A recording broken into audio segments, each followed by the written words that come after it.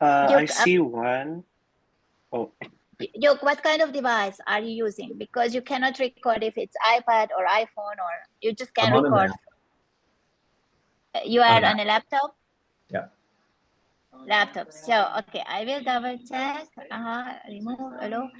I have it that you have the permission, but don't worry, you can talk to Joshua or Ulysses that they can send you, so you can upload the video. Okay? Okay, perfect. It's just technology, no problem. So, okay? Appreciate So it. Thank guys, you. any other help you need? I think we're good. Thank you. Okay, yes? We're good. Thank you. All the best. Enjoy. Thank you. Thank you. Okay. Bye. So it looks like it's already recording, which is why I don't have the button for it. Yeah, I'm just recording right now. Oh, you're the one recording? Okay. Yeah. Okay. Excellent. Okay. Do you want to start? I think I'll record too, just in case. Okay. I don't have the button, so I trust you guys. Okay.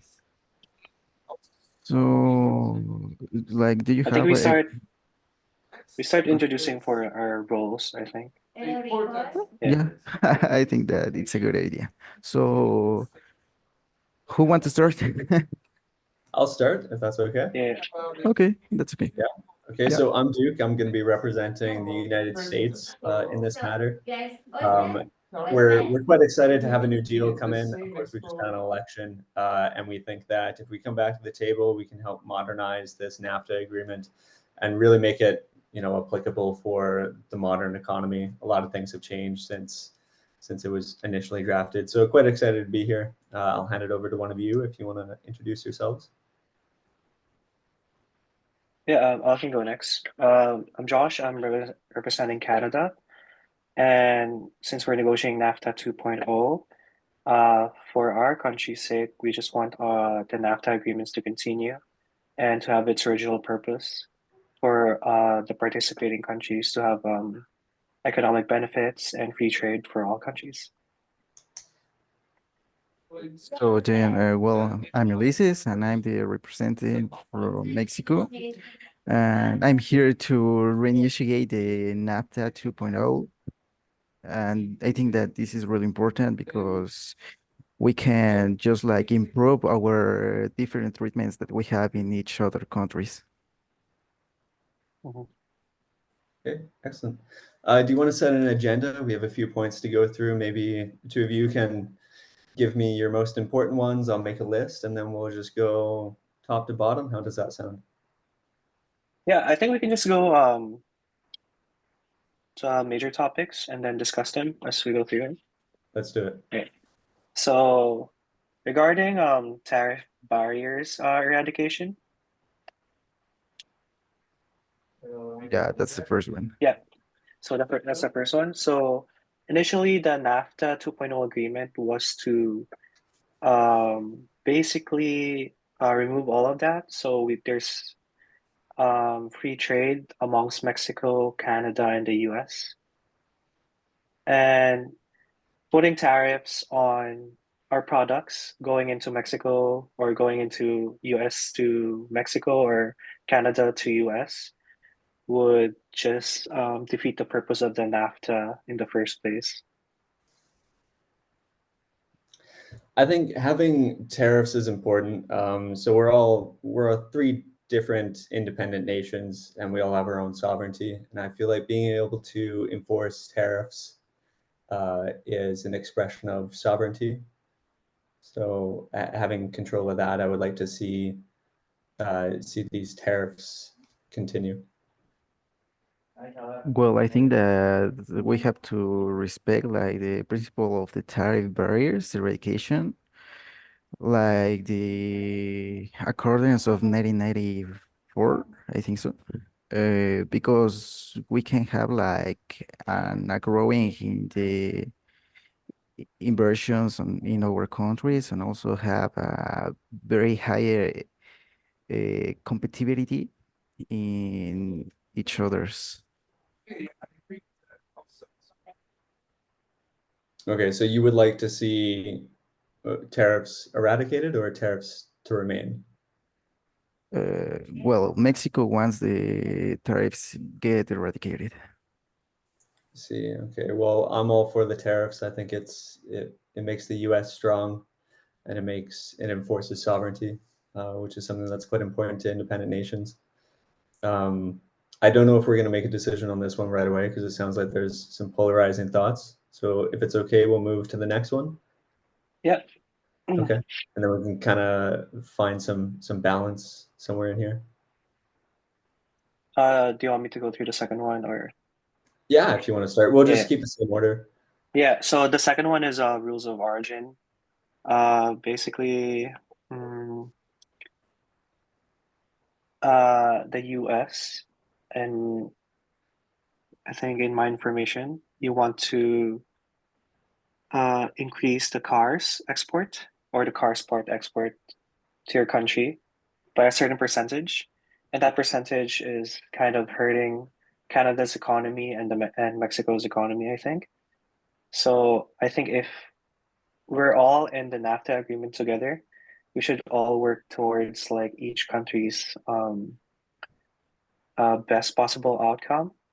If US is the only one gaining anything from this part of the agreement, then it's not really fair for all the countries involved.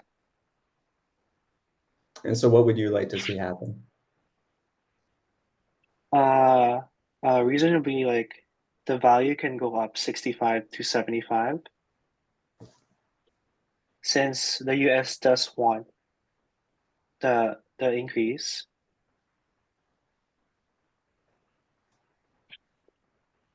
Uh, but Mexico is still on the table, so I don't know if they agree with my statement.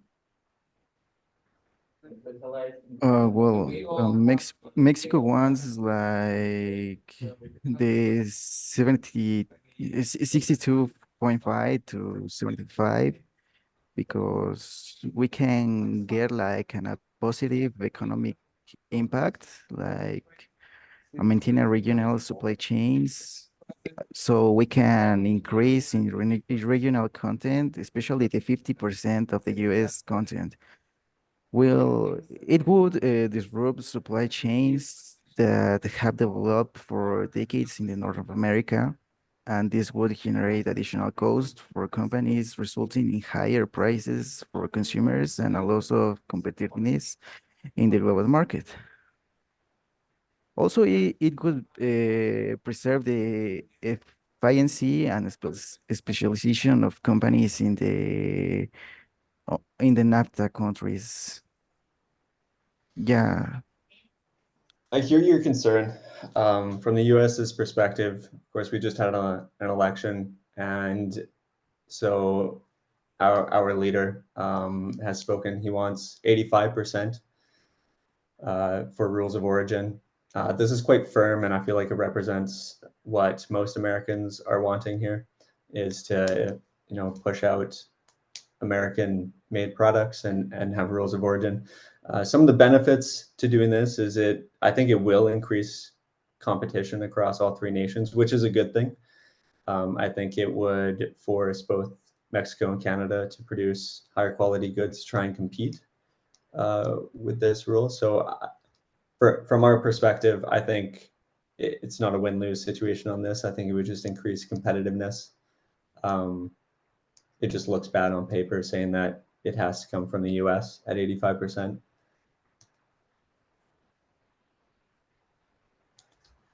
All right. Thoughts from around you? Well, I think 85% is a high percentage. That only leaves like 15% for the two other countries involved, so Canada and Mexico. And for us, like 85%, that's basically you making the car, you manufacturing the car, and you distributing all the parts. And that doesn't necessarily gives us involvement in that section or sector, But since it's not really a market for us, since there's only 15% left. And in terms of competition, I mean, if the NAFTA was made for collaboration, then I think competition is really the opposite of that. Since if NAFTA is made for collaboration, we should all be working to a better economy for the three countries involved, rather than just the US gaining the upper advantage for the sake of competition. So here's make valid points. So that 15% that's left over, that margin that remains, if we look at the market from the US to Canada, Canada makes up like a 15% margin compared to the US in terms of output. So it may not be equal, but I think it is equitable based on market size. And there's still plenty of room to move within that 15%. If you want, you can put a pin in this too. You can keep going through the list, if that's okay. Yep, I This way, agree. we all know That's okay. where people stand, and we can help balance some give and take. Yes. Okay. Number three would be the trade dispute mechanisms. Basically, we want the dispute to be judged by three NAFTA countries, or a judge appointed by three NAFTA countries. Since the dispute is in the NAFTA range or in the NAFTA agreement, it should be judged by the three separate judges from the three separate countries. If we do it in the US alone, I don't think it's really fair for all the countries involved, since we don't want any, we just want fairness. And if all the judges come from the US, then the factors change, since there might be outside influences that might, influence them. Okay. Mexico or US? Well, Mexico also is like agree with the three persons from the NAFTA to be like the judgment, not just the US government to take care of all of this. Because we can have like a greater impartiality and also transparency, because a three-person panel composed of a representative from each country and a neutral third party ensures like an greater impartiality and also a transparency in the resolution of the trade disputes.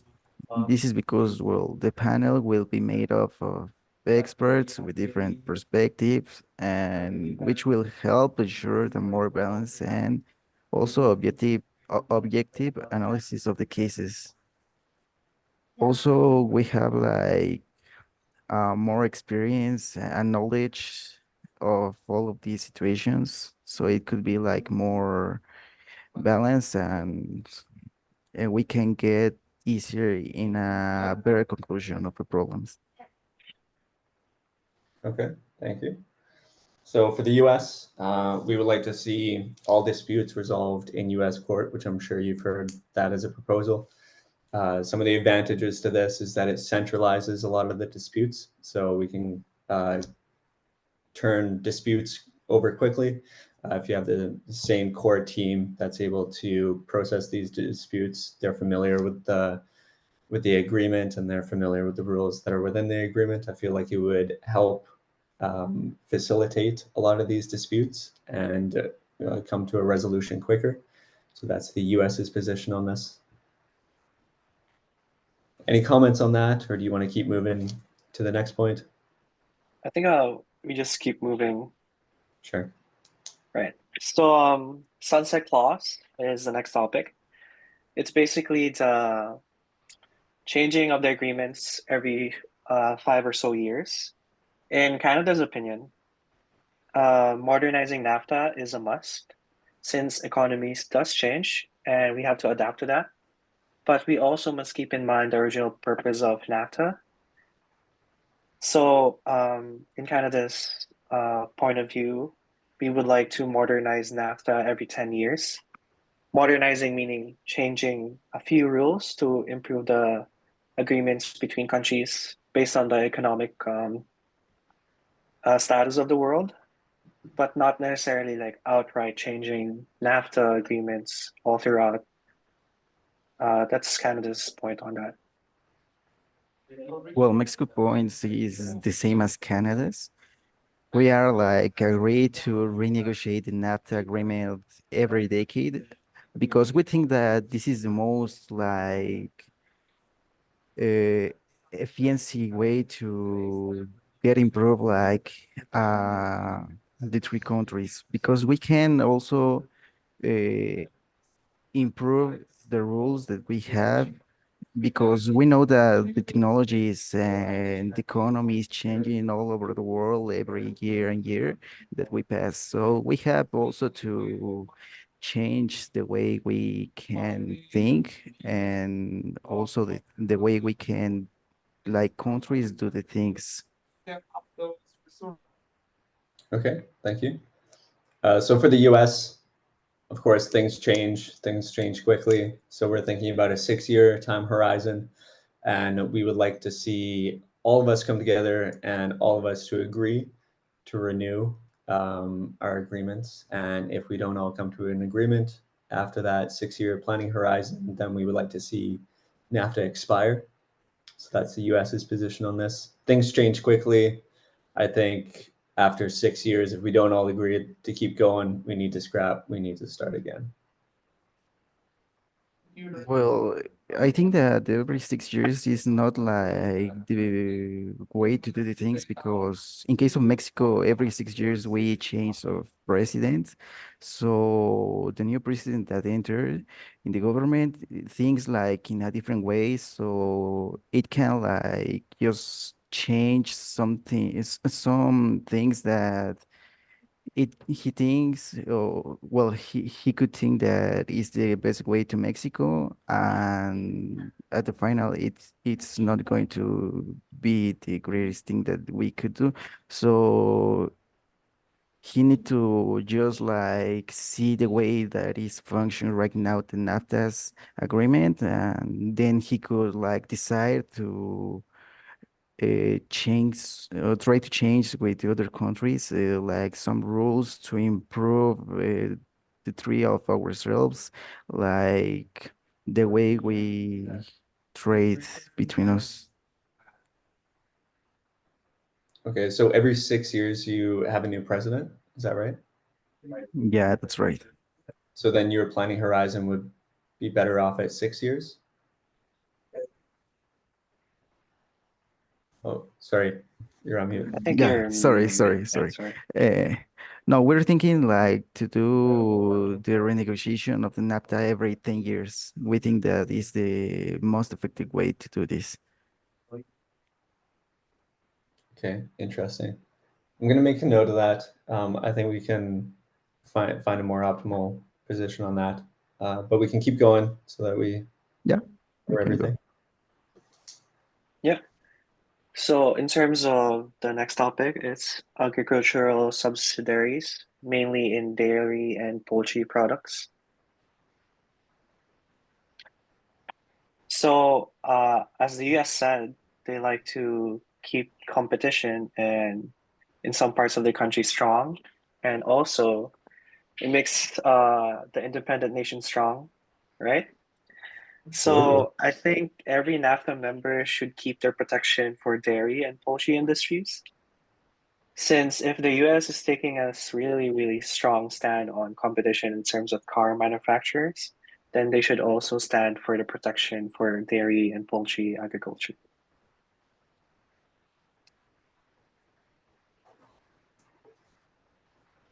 Okay. US, you can continue, please. Yeah, sure. Yes. Uh, so how important is your dairy and poultry industry in Canada? Just so that I have a grasp of scope. Um, And you can just say on a relative scale, if it's like low, medium, high, don't mind. Very high because I think if Canada's economy, there's a lot of farmers. We produce a lot of dairy and poultry. Canada is one of the largest nations in the world, besides Russia, the largest. So we do have a lot of land to farm, produce dairy, poultry. So we would like to keep that um, protection for our dairy and poultry industries so that our country can also remain strong.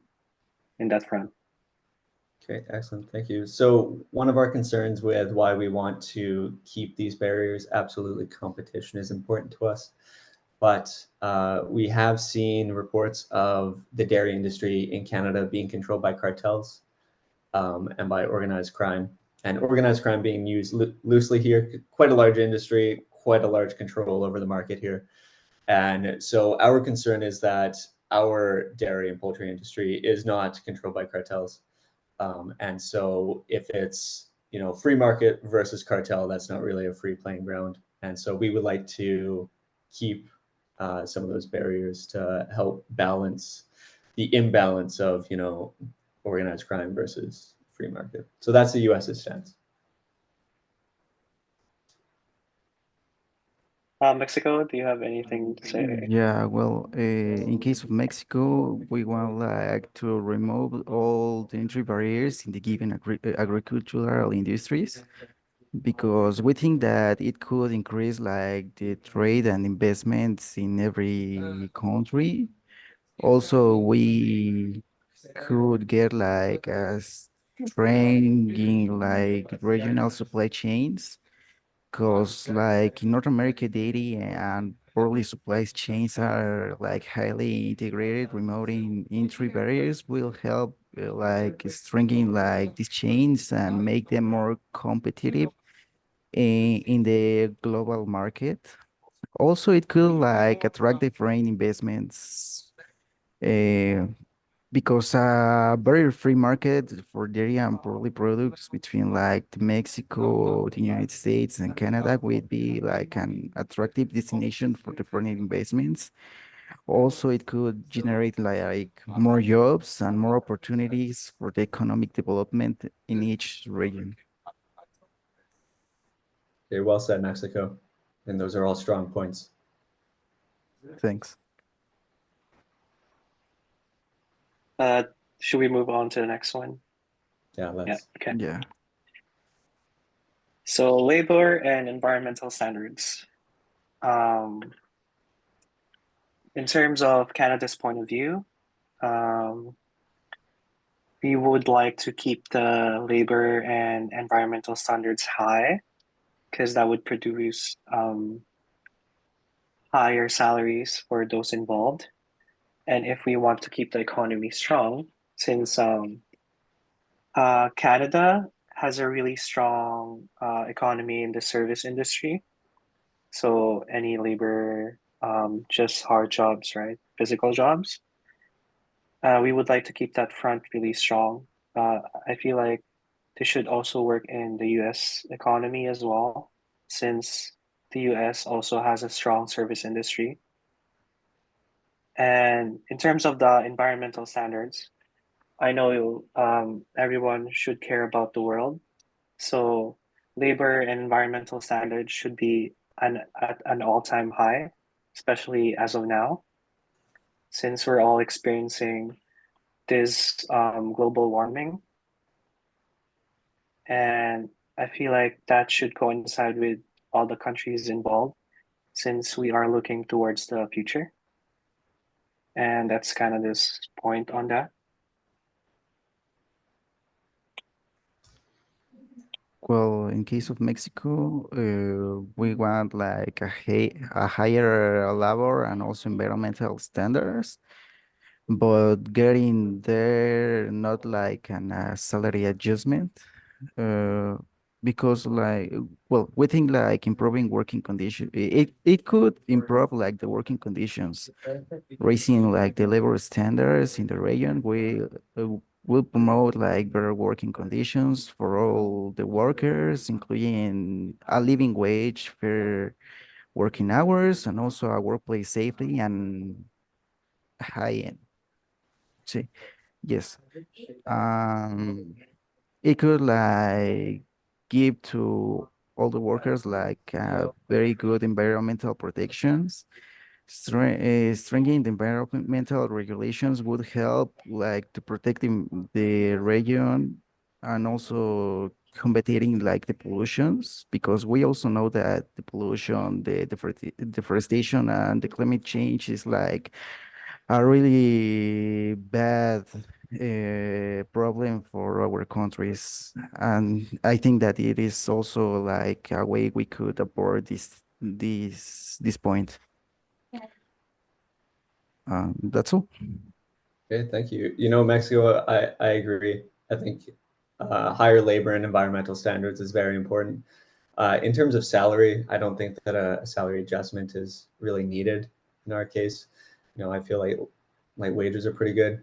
Canada, did make a good point on salary adjustments. So I would like to come back to this actually, but Mhm. the US's stance is that we would like to increase standards, but in terms of wages, I think it would damage our economy if wages went too much up. But put a pin in this one. I do want to come back to this. For sure. And our next topic is telecommunications. So, in terms of that,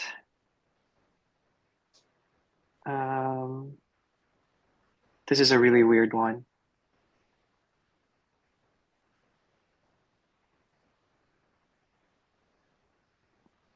So it's my understanding that it's whether this is something of topic or not of topic.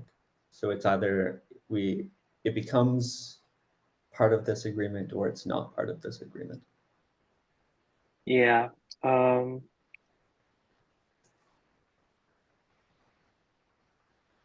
it, yeah, I think we can come back to this because this is a topic that we need to go into since I think it's a new one for NAFTA. Yeah, correct. Okay, okay. Okay, we'll come back to this one. Yep. The last one is government procurement.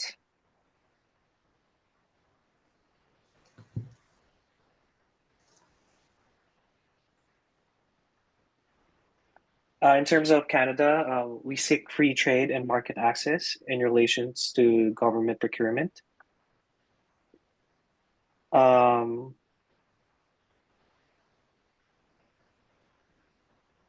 we also want to establish local level by using local content provisions.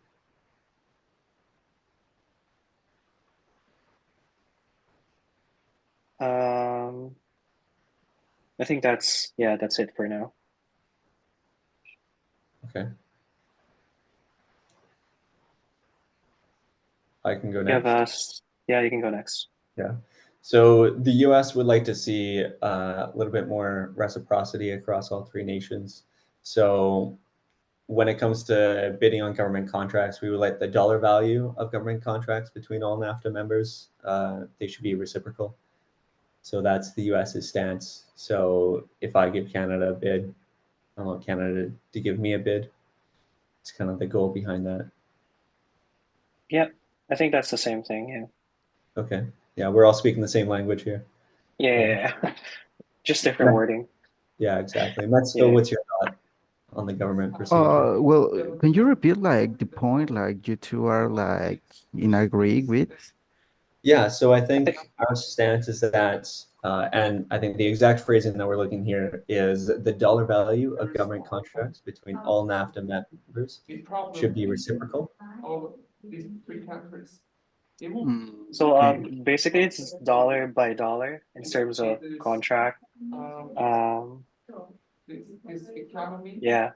Yeah, so the goal here, I believe, is that if I send money to Canada, I want Canada to give me a bid and send money back. That way, I'm not throwing money out and having a negative export.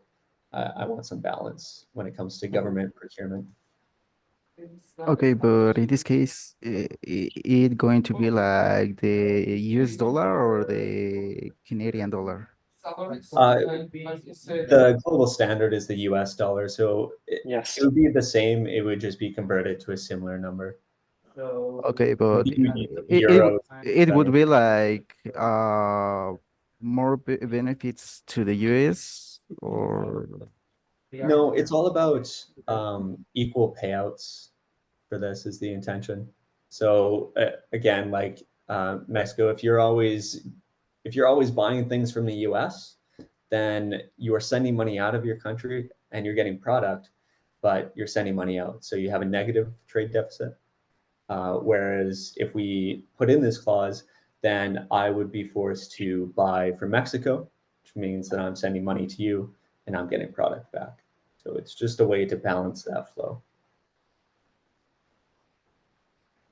It's just like a trade. So like if I give something to you, you should also give something to me of equivalent value. Not necessarily in terms of the same product, but like maybe in a different industry that's worth the same value in dollar. Okay, okay.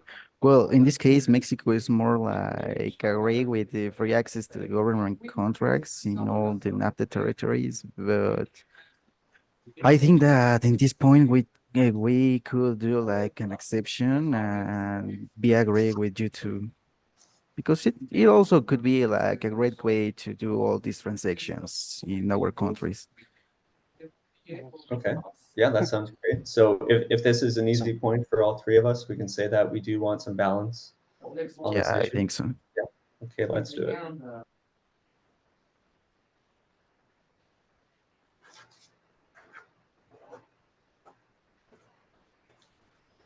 Okay, does anybody have any pressing issues that they want to jump on right now?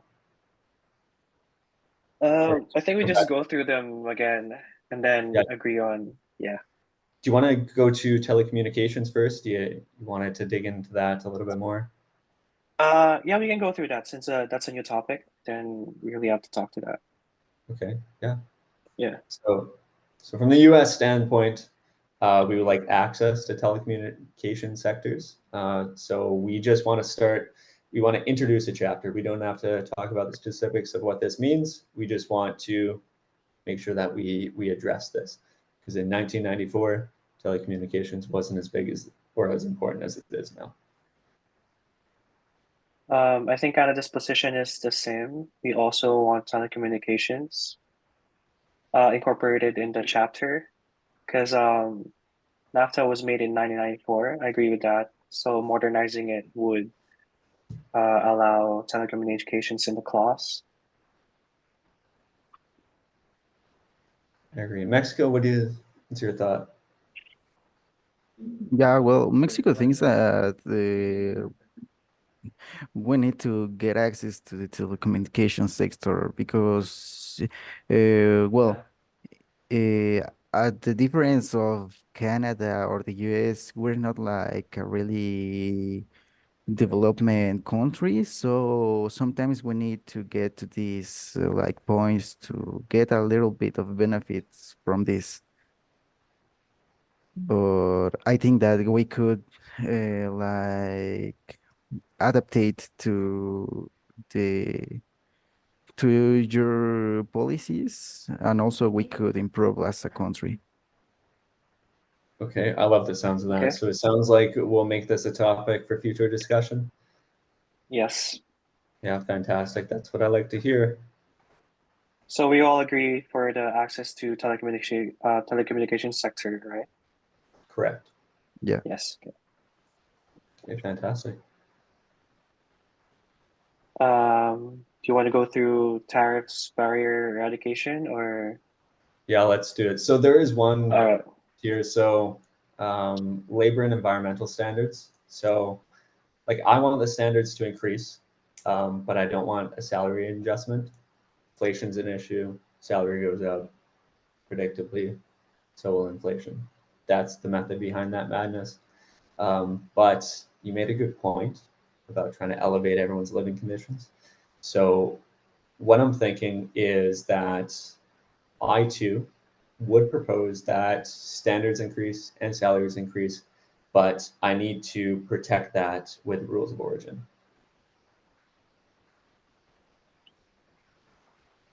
So I'm looking, so mhm, plain proposal is I'll take higher standards and higher salaries, but I want mhm. to protect those salaries and those standards with the rules of origin by having 80%. I think Canada's okay with that. How about Mexico?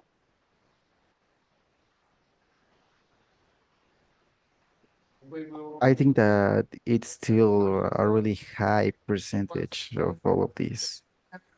Do you think like the US could like reduce it a little bit? Let's see. See what we're working with here.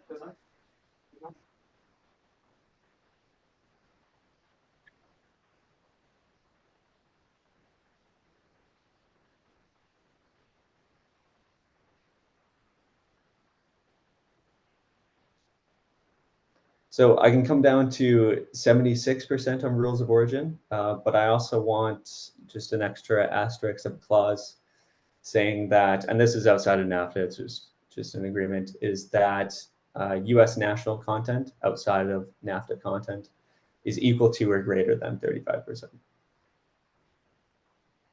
I don't know if that specific clause is relevant to anybody at this immediate time. We can come back to that specific clause, but it's my proposal. Take a second and think it over. I think Canada's okay with that statement. Okay. Yeah. Mexico. Mexico. Well, we still like thinking that it's a little bit high. Could we do it like the 75%? I mean, it's just a difference of 1% there. Yeah, but 1% is like a really high difference for us. Yeah, I think 1% should be okay given that US has a really strong economy. I feel like you can give into that 1% if we're trying to make Mexico part of this deal as well. Okay. I would agree with that. Mexico, we want you at the table, but we don't want, this all to stall just for 1%. Yes. Okay, so what's the agreement? So it'd be It's 76%. And then there's a small clause that says U.S. national content outside of NAFTA content is equal to or greater than 35%. And in return, I would honor an increase in labor and environmental standards as well as living conditions for salaries. Okay, well, I Yep. it's wrong. Yeah. Yeah. Okay. Yep. Fantastic. Um,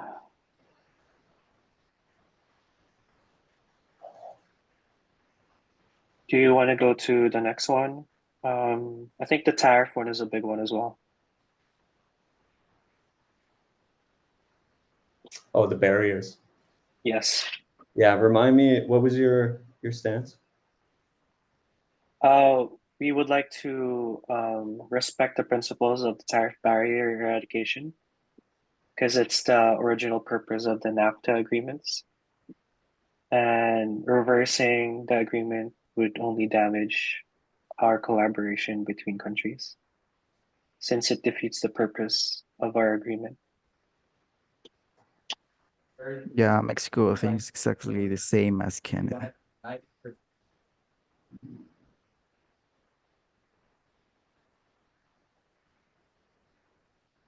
Okay, let's view this and the egg subsidiaries together at the same time because they do have a relation, as you brought up earlier, about free market and protectionism.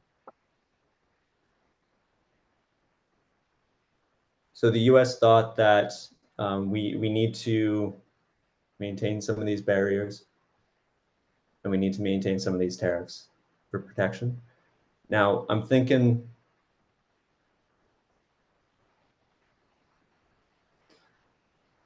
I want to keep a hold of tariffs, but I think you're right when it comes to lifting the barriers for agricultural industries. I think feeding the world is very important. I think if we can enforce a free market, then I think it would help people afford groceries. It would help people eat healthy. Yeah, it could help like to the agriculture because it eliminating these tariff barriers for the agricultural products would also benefit the farmers in the three countries. And we could like increase our exports and also obtain better prices for the products. Also in the manufacturing sector, because actually the industry of manufacturing is a really very good sector, and it would be like boosted by the elimination of these tariffs. So I think that it's the better option for us. Um, yeah, good point. So I think we should respect the principles of the tariffs, and I see your point about the removal of entry barriers in the agricultural industries, if that's what you were, right? Yeah. So Canada can agree to that, but we just want to remove the tariff barriers since that was the original NAFTA agreement, and we want to honor that between the three countries in the first place. Since if we're all working together, the tariff is really hurting our economy, since importing products would require taxing that product in the first place. That would mean paying for that product extra, and that would really hurt all our economies. So I do agree. We could remove the entry barriers for the agricultural industries, but we also want to remove the tariff barriers. Okay, so where we stand right now is remove entry barriers and remove tariffs. Yes. Is that what I? So remove entry barriers in the agricultural industries, Yeah. but we're also removing the tariff barriers.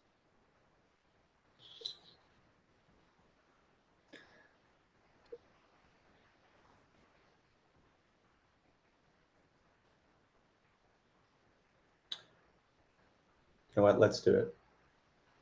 Yeah. Yeah, let's do it. Okay, so remove entry barriers for egg. And what was the other one? No, Basically, we're just the removal of entry barriers in the agriculture industries. And in respect to that, we remove all the tariff barriers in accordance to the original NAFTA agreement. Yeah. I love it. Let's help the world eat. All right, let's do it. Okay.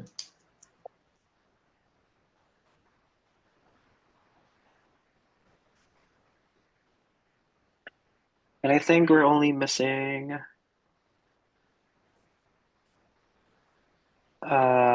two or three issues.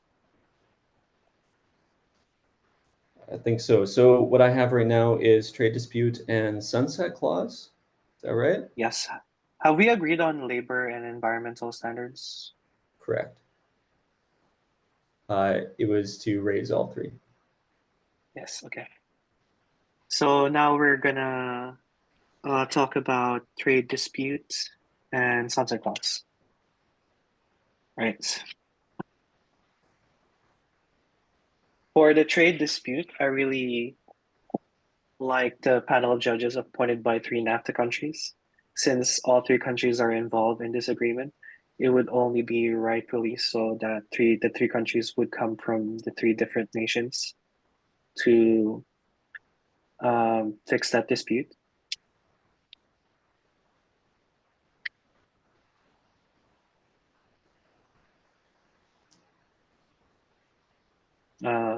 Mexico or well, Yes. yeah, we like we said, we are also agree with this point with Canada, uh, because yeah, we'll think it could be like the more efficient way to do this. Okay, so I hear you. Um, so my ideal trade dispute mechanism would be everything solved in U.S. courts. I think it's the center country. It's limited travel for everyone. You know, center of gravity, central location, standardized process. Love to see everyone come together, move disputes quickly through the system. But I hear you. I hear centralizing everything in the US with US citizens is not a cooperative method. So I propose that instead of that, a three-person panel comprised of someone appointed by the US government, someone appointed by country in question, and a third party that both the US and disputing country can agree upon is a good compromise between my ideal or the ideal way of doing it in the US court and how it is currently being done.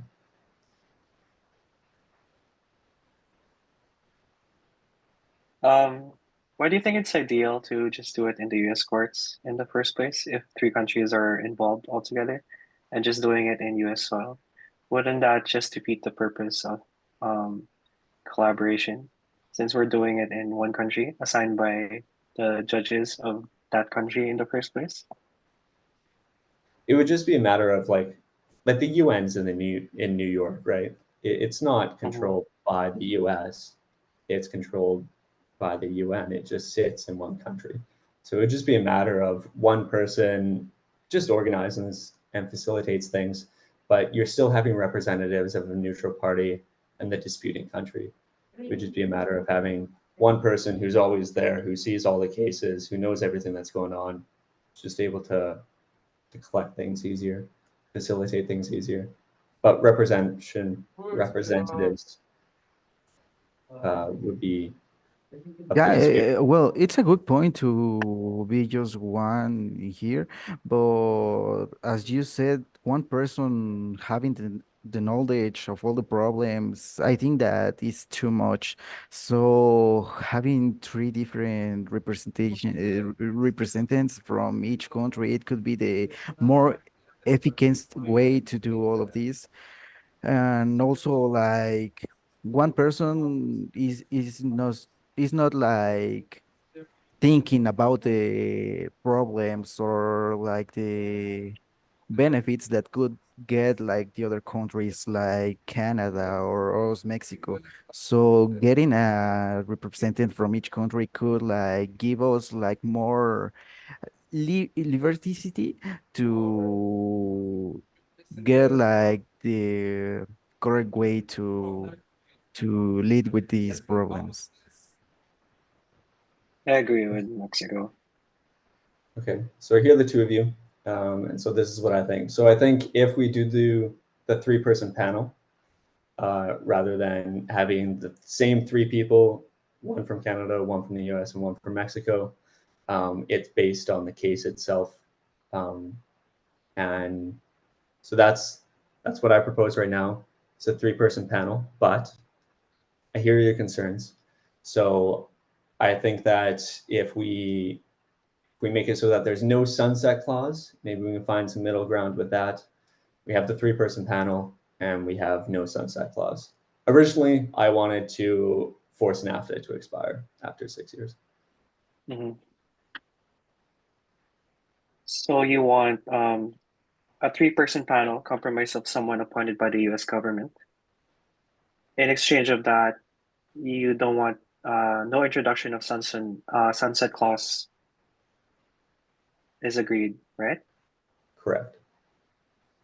Um, I think Canada can get on board with that. Okay, fantastic. Mexico, what's your thought? You'd still have representation within the trade dispute mechanism, and the US won't force NAFTA to close, and it will give your president adequate time to adjust towards the agreement every 6 years. So the sunset clause would be like be renegotiated every 6 years. There would be no sunset clause. No Uh, sunset clause agreed. so it would like force the NAFTA to expire in 6 years, unless the countries agree to renew it. Yeah, so it wouldn't be Mm, that. It would be none whatsoever. So the benefit of this is that if we need to modernize it, we don't need to wait 6 years to modernize it. We can just all agree, hey, 2 years, AI has kind of done its thing. It's kind of an important topic now. We can talk about it now, 2 years in, rather than waiting 10 or 6 years and threatening to expire it. It's just no sunset clause. We can amend things as needed. So no introduction of the sunset clause, right? No introduction Yeah. of the sunset clause. Okay, I And think in that Mexico could do this. Yeah. Yeah. Okay, fantastic. So the three represented from each country and also the sunset clause, right? It would be the 3-person panel. Yeah. Yeah, And then that, no sorry. sunset clause. Okay. Yeah, that's fine. Okay.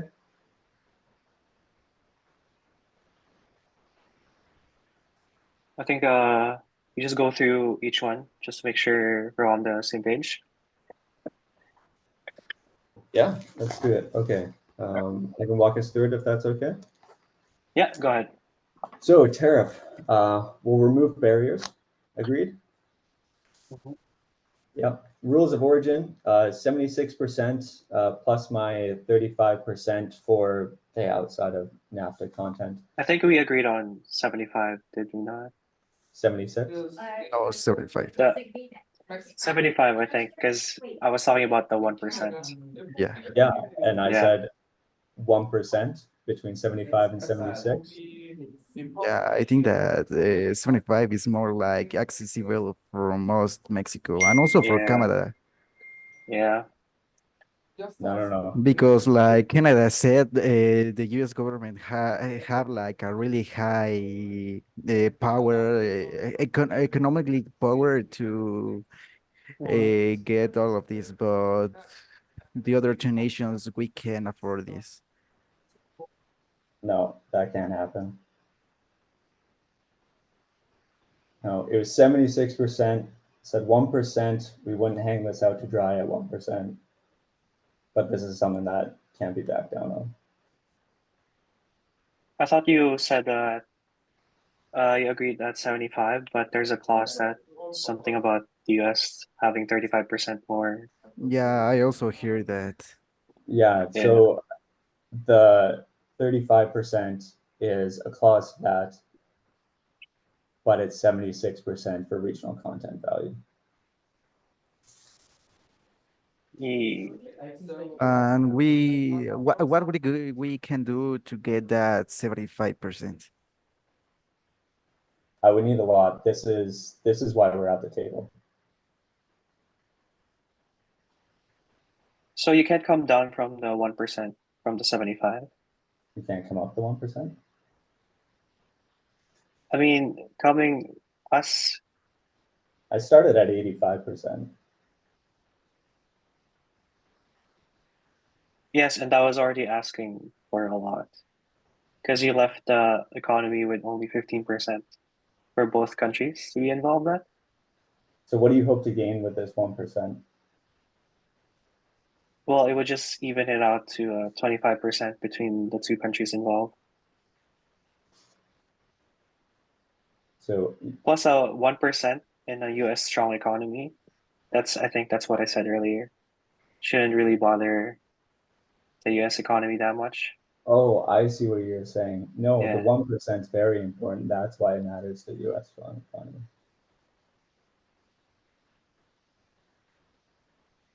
But it's just like 1%. So I think that you could like afford it in comparison of Canada and Mexico.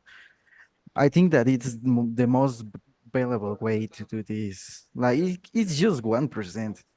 1% of a big number is a big number, but 1%, half a percent for each of you is a much smaller number. Exactly. So if you're thinking 1% is a big number, it should also be a big number for us. But it's not. Since 'Cause if it's you're only giving half- us 75% but for it's us only to half work a us. percent for you too. Because there's Okay, 2%. yeah, but in terms of US economy, 1% is big for the US, and 0.5% for both Canada and Mexico is a bigger impact in our economies. But it wouldn't be because it's only half a percent and of a smaller number. So it's a lesser impact.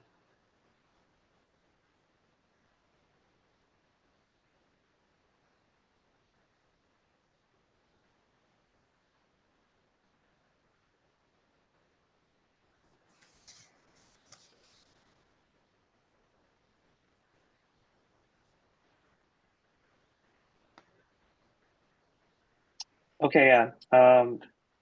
If US wants to keep that 1%, the 76% clause, just to get above the 75, I think Canada would be okay with it. Okay, Mexico, what's your thought? Well, I think that we can like just move to another point and then come back to this because we need to think about this. Okay, let's fly For sure. through. Let's see what else we've talked about. All right, trade dispute was going to be a three-person panel. Yep, Sunset clause, there wasn't going to be one.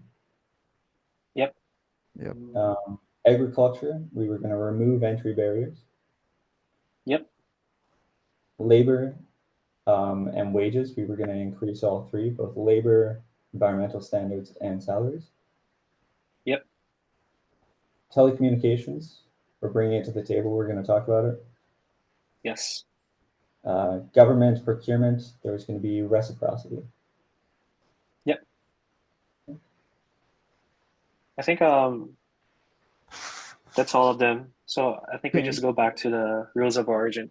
can you repeat like the labor and environmental standards? Yeah, so it was going to increase labor and environmental standards, and we were going to have higher salaries. Ah, okay, that's fine. And hate to hurry everyone along, but we have about a minute left. Yeah, the big one, Yeah. a really big one. Hmm. But just on you, Mexico, to say yes. Yeah, well, Mexico is not like agree with this because we have no benefits with this. Absolutely, you do. No, well, with all the agreement, yes, but in this specific clause, we don't get a high percentage of uh, economic growing because, well, we wanted like the 72.5% to the 75, but yeah, it's a very low percentage. So then we offer to you like the 75%, but you don't want it. The 75 is the perfect way, like the perfect balance between Canada, the US, and also Mexico, because it's still like a very high percentage of all of these. Also, it's like a really neutral the percentage for the Canada to get in, and also a very affordable percentage to Mexico to be agreed with this. But We're talking about for you, Mexico, it's 0.5%. it's just like 1%. It's not. It's 0.5% for you. It's 1% for me.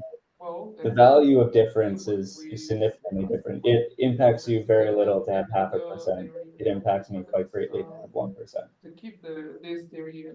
You're getting all these Isn't the benefits. original isn't the original content was 50% for the US? And then we raised it by 25% to, or yeah, you wanted it at 85%. Correct. Yeah. And So then you started at yeah, 85. we started at 85, right? So 85 was already asking too much from a 50% raise. And now Canada and Mexico gave up that percentage to a more fair amount, to a 75, and still the US would not agree. But if you're gaining 26% in your value of 76% compared to a 25% gain from the value of the 50% gain in the original price. So like the difference in that 1% is us already giving you too much to start with, since you already had 50% to start and we were working with 25% each. And then we gave up that percentage since the US wanted to produce more. Yeah. Yes. And I'm still here asking for 76%. And you're still asking for 76%. So in terms of reason, it's not really reasonable and fair since you're talking about that 1% gain when we've already given so much more than that than that 1%. Throughout this entire agreement, you've gotten a lot. We've all gotten a lot. This Mm-hmm. 0.5% I for agree. you, 1% for me, can't burn the table here. So I'm I looking at agree. this. I'm looking at this. We need to make an agreement. We need to make it like now. So I stand at 76%, but for trade dispute mechanisms, all disputes, or sorry, where am I looking? For sunset clause, you want to modernize every 10 years? Mm-hmm. Okay, so you can modernize every 10 years, but I need that 76%. I thought we agreed on no sunset clause. We did, but I thought we also agreed on 76%.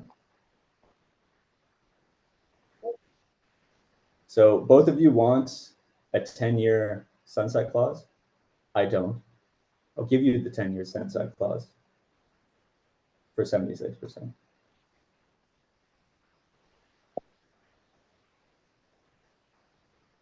Can you give me a minute, please? We don't have a minute.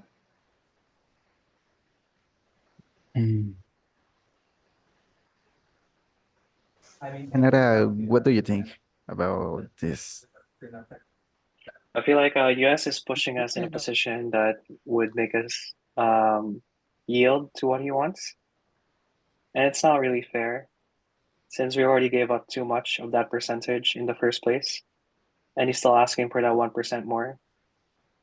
I feel like just going above 75% just to get that 76 is So I, really pushing us too much. so I stood at Since 76, but I gave up something. So what's your give? Because I would need a lot.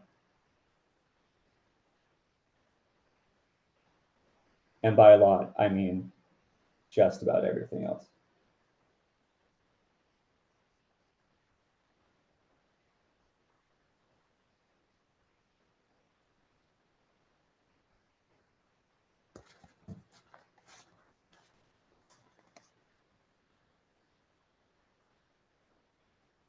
And we need an answer.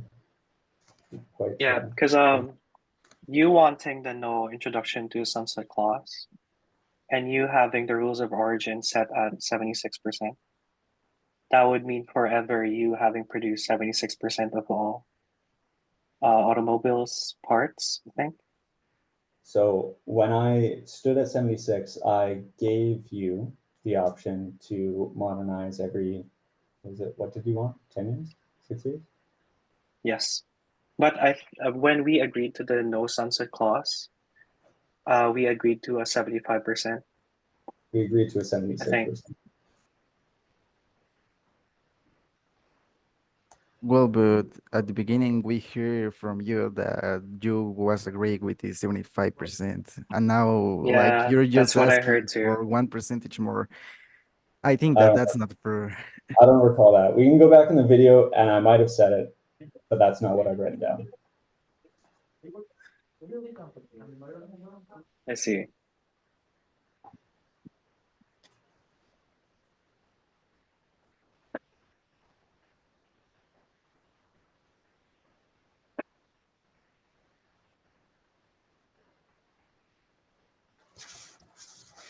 Yeah, so I think for the betterment, um, we can just agree that the regional content value above 65 to 75, and then we just modernize NAFTA every 10 years.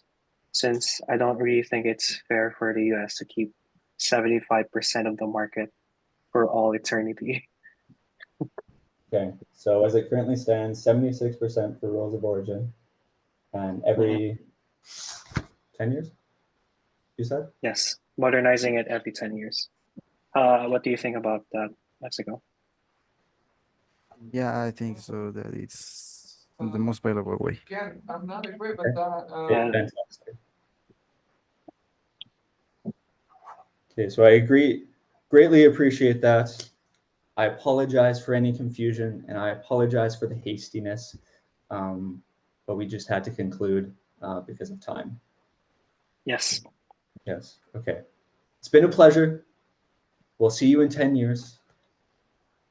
See you on the other side. Yes, it was great working with you guys. Yes. Yes. Okay. Take care, everyone. We'll see you in the other room. Yeah, I think I'll so. pause the recording, okay? Okay, Okay. okay. I appreciate that. Thank you.